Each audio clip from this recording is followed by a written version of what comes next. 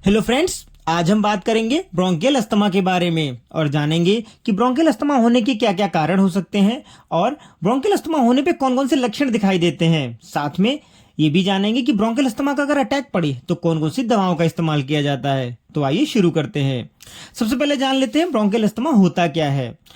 Bronchial asthma, जिसको आम भाषा में हम लोग दमा भी कहते हैं, यह एक फेफड़ों की पुरानी बीमारी है जिसमें श्वास नलिकाएं वायु मार्ग में सूजन आ जाती है और वह सिकुड़ जाती है।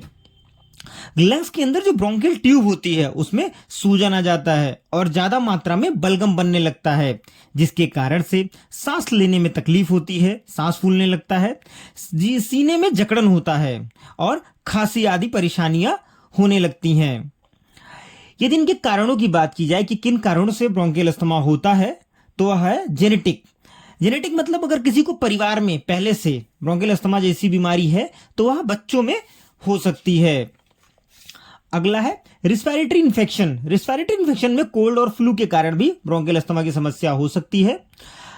अगला है इन्वायरमेंटल एक्सपोजर। इन्वायरमेंटल एक्सपोजर में जैसे ईयरबोर्न इरिटेंट हो गए या एलर्जी हो गई किसी चीज से, इन कारणों से भी ब्रोंकियल अस्थमा हो सकता है।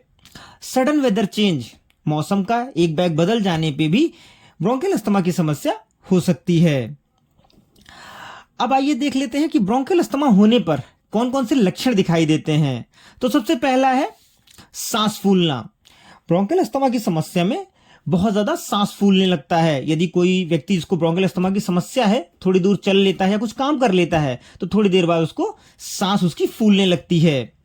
सीने में जकड़न, यदि बलगम बहुत ज्यादा बनने लगता है तो सीने में जकड़न महसूस होती है और खराश आ जाती है।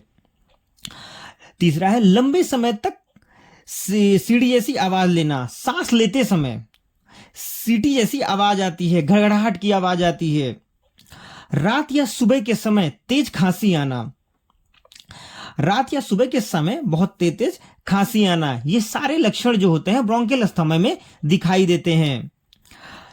यदि अब इनके ट्रीटमेंट की बात की जाए कि अगर ब्रोंकियल अस्थमा का अटैक पड़ता है तो कौन कौन सी दवाएं दी जाती हैं, तो ब्रोंकियल अस्थमा का कभी कभी एक्यूट अटैक भी पड़ सकता है और सीवियर अटैक भी, क्रोनिक अटैक भी हो सकता है। तो कौन कौन सी दवाएं इस्तेमाल की जाती हैं आइए देख लेते हैं। वैसे ब्रोंकियल अस्थमा को ठीक करने के लिए कई सारी दवाओं का इस्तेमाल किया जाता है, पर हम कुछ दवाओं को देखेंगे। सबसे पहले ब्रोंकोडायलेटर का इस्तेमाल करते हैं। जैसे ब्रोंकोडायलेटर में आस्तालीन आ गया, फूराकार्ट आ गया, एरोकार्ट आ गया, ये सब ब्रांड नेम में आते हैं। ये ब्रोंकोडायलेटर होते हैं जो कि ब्रोंकियल अस्थमा में काफी आराम देते हैं। अगला है इंजेक्शन हाइड्रोकार्टिसोन। इंजेक्शन हाइड्रोकार्टिसोन जो आता है वह एक स्टेरॉइड ग्रुप की दवा है जो कि ब्रोंकियल अस्थमा की बीमारी में बहुत ही अच्छा काम करता है। अगला है injection Deriphyllin. Injection Deriphyllin tablet form में भी आता है, यह भी बहुत ही अच्छा काम करता है ब्रोंकियल अस्थमा के अटैक को ठीक करने के लिए। अगला है नेबुलाइजर।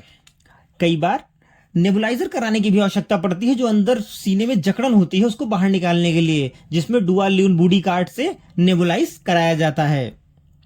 यदि उससे भी आराम नहीं मिलता है तो नेजल कैथेटर का भी इस्तेमाल किया जाता है। ऑक्सीजन नेजल कैथेटर, ऊपर से ऑक्सीजन देने के लिए। ये सारी दवाएं इस्तेमाल की जाती हैं ब्रोंकियल अस्थमा को ठीक करने के लिए। यदि जानकारी पसंद आई हो तो लाइक एंड सब्सक्राइब करें। Thank you.